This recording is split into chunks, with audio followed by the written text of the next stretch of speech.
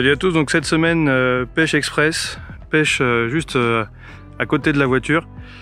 Une pêche au flotteur sous-marin. La semaine dernière avec Jordan on s'était mis donc à la pêche au cassant, et cette semaine on s'est lancé un défi, pêche uniquement au flotteur sous-marin, essayer de sortir un beau poisson aussi beau que celui de la semaine dernière, mais au flotsum sur un poste de repos et non pas sur un poste de passage. Donc c'est, on va dire, sur une fosse. On va essayer de trouver les petites cassures qu'il y a sur cette fosse pour pouvoir présenter les montages, pour que les poissons, quand ils vont rentrer dans cette fosse ou sortir de cette fosse, puissent tomber nez à nez avec nos vifs. Donc j'espère que cela va marcher, on verra bien. En attendant, les moustiques, eux, se régalent, ils se font plaisir. J'espère qu'on se fera plaisir aussi. Si vous n'êtes pas encore abonné, n'hésitez pas à le faire. Allez, c'est parti.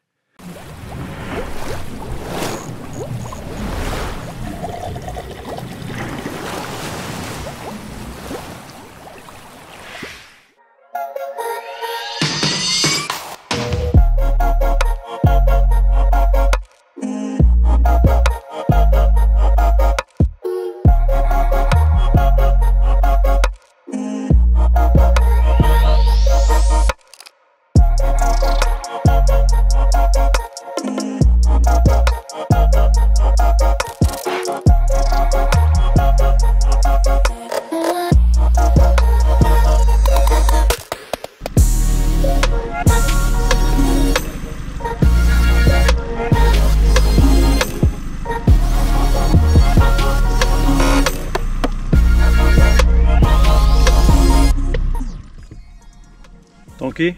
Ouais. Bah t'as un bloc, c'est bien. C'est mou? Bah non, ça monte pas. Ça monte pas du tout? Non. Ouais. Pour descendre, il y a 6 mètres. Ah, je suis bon en apnée, mais Pas assez long. pas assez. Ouais. Ah putain. Et puis ça se voit, il y a plein de merde au fond. Bah là, ouais. D'ailleurs, tout à l'heure, je t'ai entendu clonquer. Ouais. Est-ce que je peux te donner un conseil? Ouais, bah je commence. Ouais, justement, c'est pour ça que je vais te donner un conseil. Tu vas faire ton clonque, s'il te plaît. Ah, puis il tombe à l'eau. Ça flotte. Ça flotte. Du bois, ça flotte. Je sais. Pas de soucis.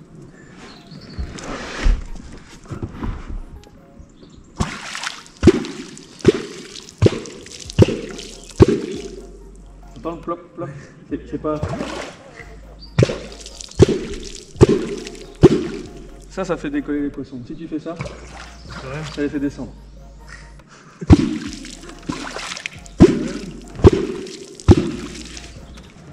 Merci.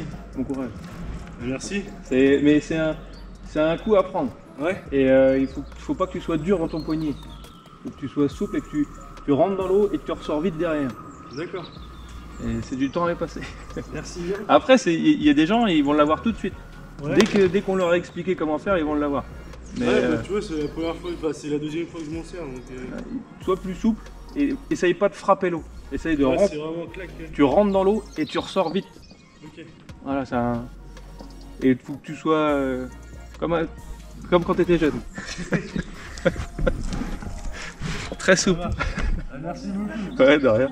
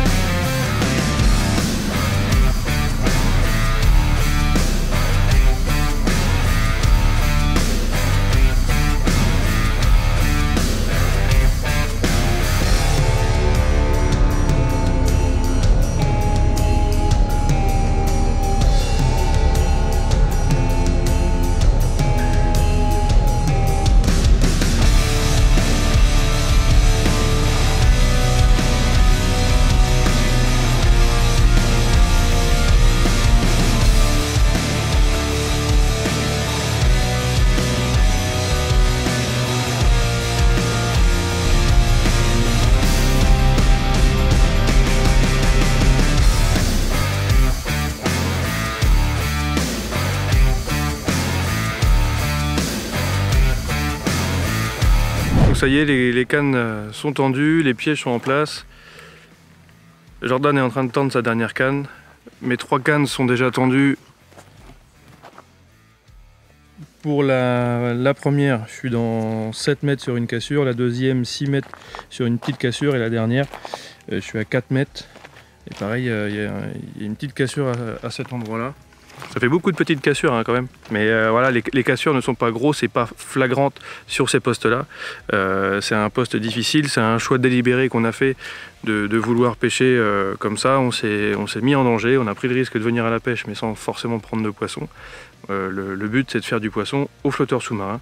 Et je voudrais aussi vous expliquer comment relier donc, votre pierre à votre cassant et le cassant à votre bas de ligne.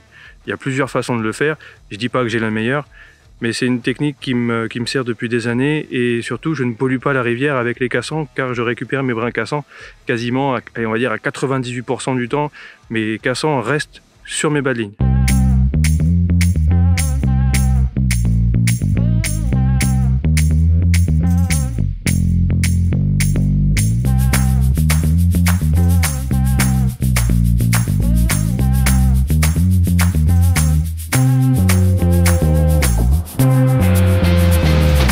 Pour la pêche au flotteur sous-marin, il existe différents systèmes on va dire, de procédés pour réussir à mettre son èche au fond. Soit on vient mettre un plomb, soit on vient mettre un poids. Des pierres, on en trouve partout au bord de l'eau. Quand il y en a, je dis partout au bord de l'eau sur des zones où il y a de la pierre, parce que quand on est dans les champs et qu'il n'y a pas un caillou, c'est vraiment problématique. On peut opter pour la solution d'un pavé. C'est du béton compressé. Celui-ci fait 3 kg 350 de mémoire. Bon, celui-là, je l'ai pas pesé, mais à taille égale, je sais que mon pavé est plus lourd et que je vais pouvoir avoir un meilleur auto-ferrage, un meilleur pré-piquage sur le poisson avec un pavé. Pour le raccorder, il suffit de prendre la ficelle de lin. Alors pour éviter de polluer tout simplement, c'est une ficelle qui est biodégradable, on va pouvoir la laisser dans le fond de l'eau sans souci. Après il existe plusieurs façons pour raccorder la pierre. Sur une pierre trouvée comme là au bord de l'eau, je viens faire le tour, un nœud simple, on coupe à 90 degrés pour vraiment venir faire une croix.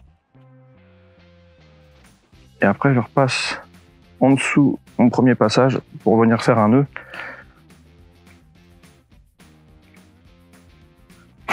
Voilà.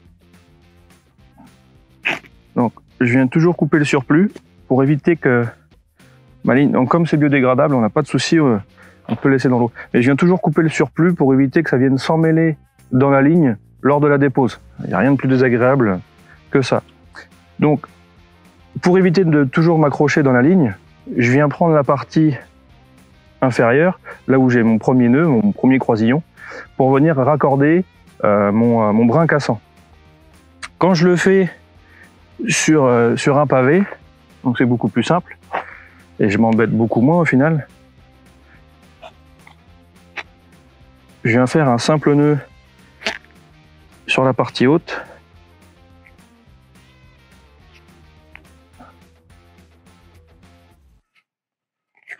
Alors, toujours 2-3 nœuds pour être sûr que ça bouge pas. Voilà. Je le fais que sur cette partie-là et je le fais pas au milieu. Je suis pas obligé de faire un croisillon, donc du coup j'économise de la matière sur la ficelle. Et surtout, ce qui me permet d'avoir un poids qui va être déporté. Donc quand je vais mettre la mise à l'eau, par exemple sur celui-ci, j'ai vraiment le centre de gravité en plein milieu. Ma pierre va descendre droite, tandis que celle-ci, quand elle va descendre comme ça à l'aplomb, et elle va venir se poser, donc elle va venir se poser sur le fond correctement. Et je suis sûr que mon montage, donc mon brin cassant, va se retrouver à la bonne place, sans venir s'emmêler dans la pierre. En faisant comme cela, donc si je prends mon brin cassant, là je vais prendre un 40 centièmes pour vous montrer.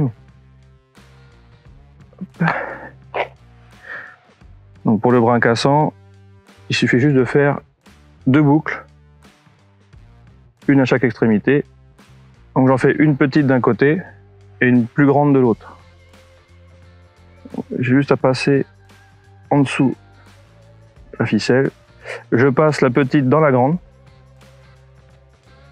Et comme ça, la grande, j'arrive à la repasser par-dessus le nœud sans souci. Et je me retrouve avec un montage voilà, opérationnel. L'avantage de décaler le centre de gravité, Quand mon agrafe avec mon bas de ligne va être raccordé, je vais me retrouver, on va dire, à 20 cm décalé. Quand le silure va partir avec, je vais avoir une amplitude vraiment décalée par rapport à la pierre. Moi, ma préférence, ça reste le pavé que j'emmène avant de partir. Je suis toujours sûr d'avoir un pavé quand j'arrive au bord de l'eau. Passer du temps à chercher, j'ai vu passer plus d'1 heure des fois à trouver des cailloux taille respectable. Ça fait 3,3 kg, c'est pas encombrant. Et surtout, il y a un meilleur pré-piquage. Si on prend un gros pavé qui a, on va dire, un même volume, n'a pas la même densité, il n'y a aucun intérêt. Ça coûte 20 centimes dans le commerce et ça fait amplement l'affaire. Donc pour venir raccorder le pavé au bas de ligne, c'est très simple. Donc sur votre montage, tête de ligne, bas de ligne, vous avez les mérillons. Vous pouvez aussi utiliser une agrafe si vous préférez. La petite boucle que vous avez fait en premier lieu, vous la passez dans l'anneau du haut, donc celui qui est côté tête de ligne, et vous venez faire une demi-clé. Et c'est ce petit nœud en fait au niveau de la boucle qui va venir embuter sur les mérillons. Le bas de ligne, lui, garde toute sa mobilité, donc ça va éviter que le bas de ligne ne vrille. Le vif va pouvoir évoluer à la profondeur désirée grâce au poids du flotteur que vous avez choisi.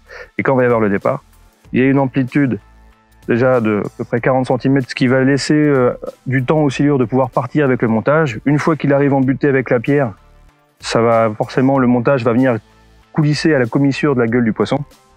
Et quand le cassant va péter, logiquement, c'est ce nœud-là qui va venir lâcher avant le nœud qu'on a fait sur les mérillons. Et comme on peut le voir, voilà, le montage il tient sans souci, quoi. Donc voilà, c'est quelque chose de très simple, mais qu'il faut savoir.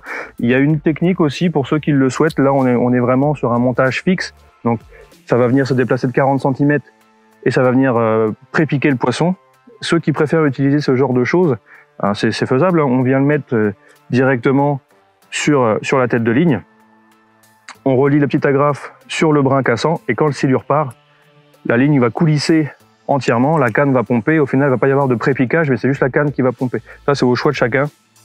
Moi, le pré-piquage, je trouve qu'il apporte beaucoup. C'est ma façon de faire, c'est pas forcément la meilleure, c'est la mienne. À vous de trouver la vôtre.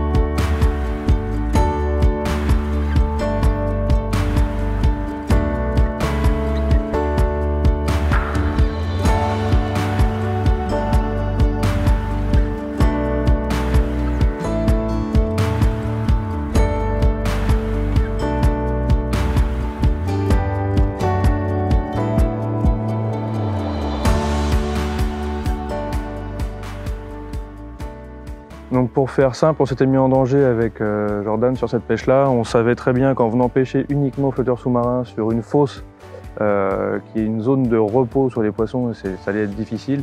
Et ça n'a pas manqué, la pêche a été infructueuse.